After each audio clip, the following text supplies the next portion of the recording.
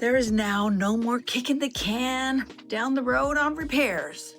You know how some buildings just patch up stuff and hope for the best. Yeah, no more.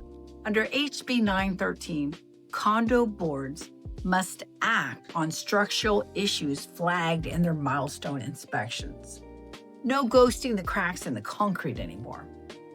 Reserve funds are now mandatory. Boards can't waive reserves for major repairs anymore. Let me say that again. No more waiving reserves for stuff like roof, plumbing, or foundation. That means owners might see higher dues, but it also means less chance of a surprise $50,000 special assessment when something goes wrong.